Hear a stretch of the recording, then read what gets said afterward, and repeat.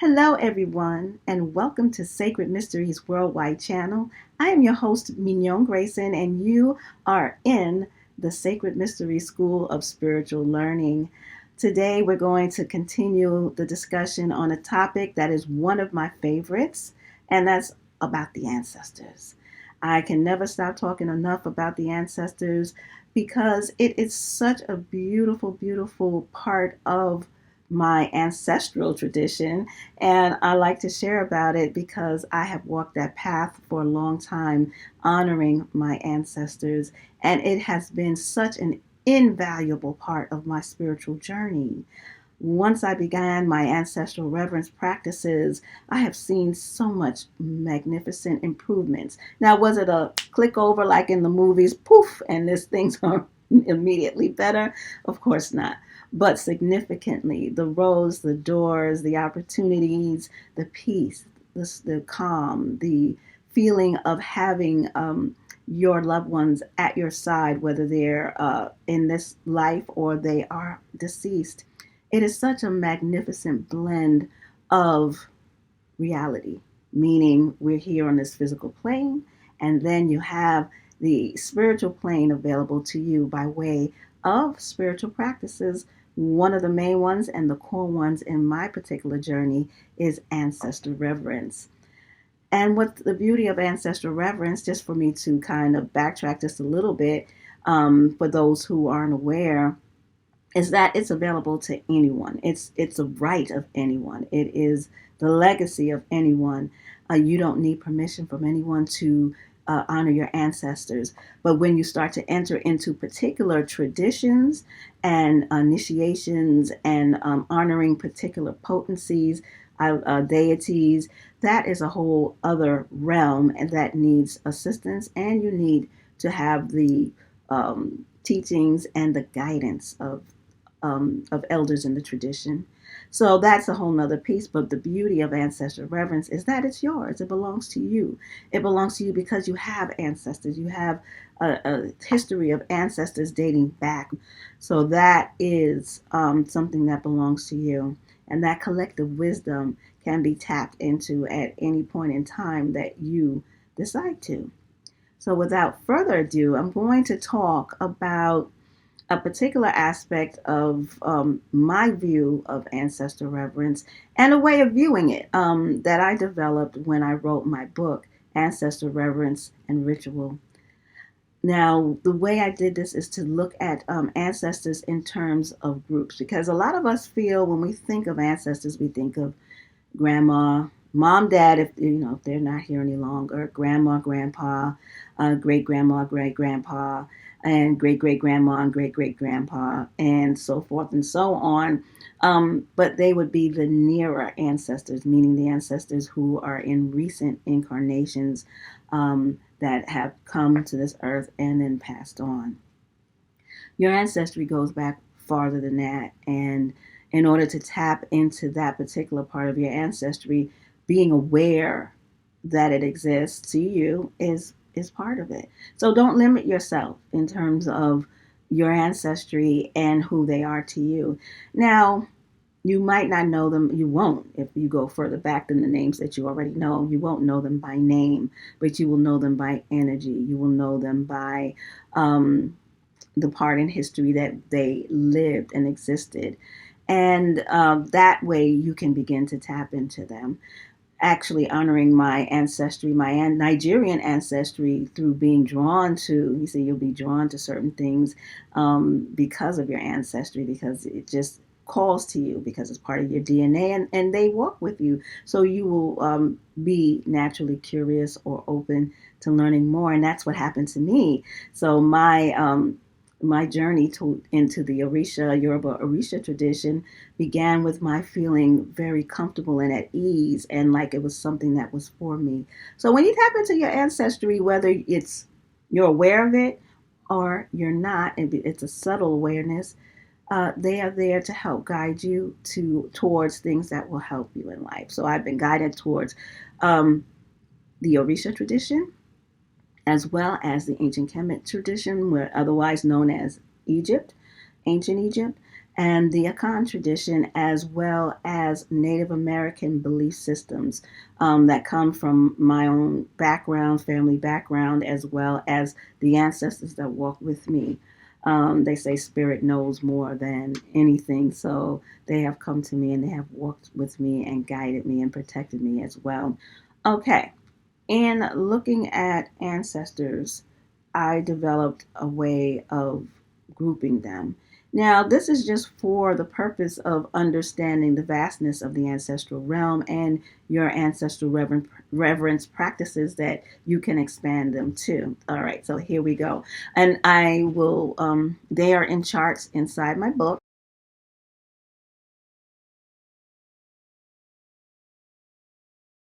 First way of viewing your ancestors is from your blood, from your DNA, from your connection, your family line by birth. That is one way. And also, and I like to include in that particular grouping, is those people who are by bond. You have blood and then you have bond, those people who you have bonded with as family, and that flows with you or your loved one as family, that you've accepted as family. Nothing happens for no reason. And perhaps if you even look back into the DNA, you might even find some connection there. But those people who are also bonded to you by way of how they feel about you, the love, and how your lives have interwoven, they are also included in that particular grouping of ancestors. As a matter of fact, I have someone that all my life, ever since I've known, been aware, I have called her Aunt Ida, and she is in the ancestral realm now. But she was my mother's best friend, and they were best friends from I believe it was third grade. So that bond that they had as sisters carried over into adulthood, and they always stayed in each other's lives, and they gave birth to children, and they made sure those children knew each other, and each other's children called each other's mother aunt, and we didn't know them as anything else but aunt, and those their children from our mothers we knew as cousins, and we go through the same kinds of ups and downs and ins and outs as family does. So but the love and the bond is there. Moving along from that grouping, I'd like to is the next grouping, which I call community and shared ancestors. So, that's, Miss Mabel of the block, who looked after everybody's kids, who coordinated things for the community to help families, to bring festivities around, and everybody knew them as an elder in the community. They are also considered a shared community ancestor. They would not be revered the same as your family and your bond ancestors, but they can be included in a particular way in your reverence practices. If they had an effect on your life and your community that was special, and that lingers on and after they're parting this world, then you can include them. And I also like to say that extends to those who have sacrificed so much of their life for us, such as the more well-known ancestors, such as Martin Luther King, and different icons, Malcolm X, Rosa Parks, and different larger than life figures that you feel connected to, that you want to honor because of what they sacrificed for the community, that helped to change all of our lives for the better. You can honor them in a certain way. And celebrities are included in that, especially for those who work and have careers in those industries that have helped to inspire them towards their own work in the artistic and creative fields, or any science, engineering, whatever it is, that you have people who have passed on, but they had an impact on you, and not just you, but a larger community of people. They can be honored in a certain way. Now, the next grouping of the three groupings that I'm going to explain here and now is called the ethnic tribe grouping, meaning you are a descendant of Africans, you are a descendant of East Indians, you are a descendant of Native Americans, you are a descendant of Europeans, you are a descendant of Asians, you are a descendant of Polynesians, you are a descendant. Those are your tribal groupings, ethnic and tribal groupings. And you can honor the culture, the ways, the people, and all of those who you identify with. You can honor them in a particular way as well. You honor them through living your life as you, proud and strong. But ancestrally, you can definitely tap in to the wisdom that they provide in order to support and uplift your life. There are certain people in the traditions that I follow that have passed on, but when we pour libation or we're in gatherings where we are honoring the ancestors, their names are recited and they are, and their stories are told. That's another way that we honor the ancestors, is by telling their stories so that the young will remember and their stories will be passed on. So that is one particular grouping, and you've been able to see the diagram of it. It's a circle with 4 different distinctions that start with you and that which comes within your ancestral grouping cycle.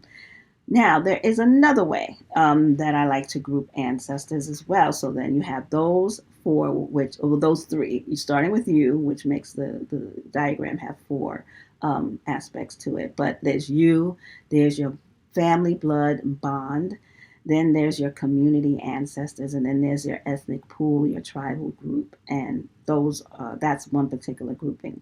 The next grouping that I like to share is the generational groupings, because we go back, in generations is usually about 33 years, give or take. People, I've seen different depictions of what a generation is, but for the purpose of my book, a generation is approximately 30 to 33 years. And then so I like to group ancestors in more recent. So what I call recent ancestors is 1 to 20 generations. And then those are the more near ancestors that it depends on the ancestors. They may or may not be readily available to you. The ones closest to your generation, yes, a lot of them are available because they just left not that long ago, and many of them are usually coming back to help. And then you have the next group, which is group 2. I like to call them the older ancestors. They're sort of, not as close as the first group, your more recent ancestors, 1 to 20 generations. But then they're far away, but not so far away. So I like to call them older ancestors. And then for the final group here, you see I like to work in 3s. The final group here is your ancient ancestors. So the first group is 1 to 20 generations. The second group is 21 to 39 generations. And then the third group that I like to is 41 generations and beyond. You can call them the ancient ancestors. And that is another particular group. And those ancestors have been in the ancestral realm for a while and have also continued their journey. All ancestors continue their spiritual growth and journey on the ancestral land. So they have been there for a while. They've elevated, they've achieved, they've done the things that they need to do to for their own destiny. So they are particular. I like to call them this super elevated ancestors who they govern over certain major things. I don't want to get too much into the detail of it, but just for the purpose of explaining, this is the way I break down ancestors in the type of groups. So now you have, who are your ancestors to you as people? Who are they to you in terms of time and a generation? And then last but not least is how long they've been deceased. That also matters in the ancestral realm to a degree. You have your recently deceased. Your recently deceased is 0 to 10 years. And with that group of ancestors, you don't necessarily they're not the ones that you call on per se. I like to check after the ancestor has been deceased for at least a year to see if they should be added to my ancestral reverence practices and placed on the altar. And that the meaning for that is because they are transitioning And our sense of time and what the time and how it moves in the ancestral realm is different. So you gotta understand. You don't want to disturb their transition back to the spiritual realm. You don't want to disturb, them getting reacclimated to being now in the spirit body instead of physical body. It's, there's certain things that take that go on, that we're not aware of. So you don't want to really disturb them unless you learn from either them directly or from divination that it is time to place them on the altar. And so 1 to 10 years, I tend to, after 1 year, begin asking. A lot of times in my experience, it's been no, not yet. So you kind of wait. But you can still give them light and uplift them. It's not like you have to leave them totally alone, because that will help them along their lines and their journey, sending them love, thinking about them, telling their stories, lighting a candle for them will help them on their journey on the ancestral land. Now you have from 11 years to, 11 years to 30. They're more settled, kind of deceased. Those ancestors are ready to help you. Those ancestors have been reacclimated for the most part, and they are ready to help. They are ready to assist. So you can begin to call on them. You call on them when you need certain things. You call on them to ask their advice. You call on them just to talk. You give them offerings and praises, prayers, and all of that. What you have is the long deceased. They are more acclimated to the spiritual realm, and they have accomplished and done certain things there, and they're more comfortable. So what I'm going to do is go back over those different distinctions of ancestors one more time, and I'm going to actually read the way I broke it down in my book. So you have the recently deceased, which is up to 10 years. With them, they've just crossed over. They have reunited with family and that is already there, who have helped, some of them possibly help them transition. They need time to adjust. It's not time to place them on this shrine until it's appropriate time for them. They've reacclimated. May be unable to contact them until a period of the crossing over and the adjustment is over. It depends. And some are known to do brief visits to loved ones to comfort them and let them know that they are okay. So that happens after their transition period. Now, the deceased 11 to about 30 years is adjusted to returning to the ancestral realm. They're continuing to learn and develop, enjoying time with other deceased family members, enjoying being without restrictions of the physical body, taking on family and assistance missions. So then you have that, it's like the well-adjusted back to the ancestral realm. Then you have the long deceased ancestors, which is 31 plus years on and on, adept at being an ancestor, continuing to learn and develop, stronger ability to help and intervene, may become a guardian angel to a descendant, possibly prepping for reincarnation. Yeah, so there you have it. Ancestors come back, and they could be prepping at that point. At any point in time, it really depends on their agreements with the creator and other beings that are involved in the whole life and destiny process. Now, there's one more thing that I want to kind of talk about, actually, just to kind of seal in all of these points, which is the cycle of life. So what we have is we have birth, then we have life, then we have death. Okay, let's go again. We have birth, we have life, we have late life when we're starting to prepare, and then we have death, and then we have pre-birth. Okay, so late life is like a pre-death, then you have death, and then pre-birth. So all of these are stages as a being that has decided to incarnate on this planet.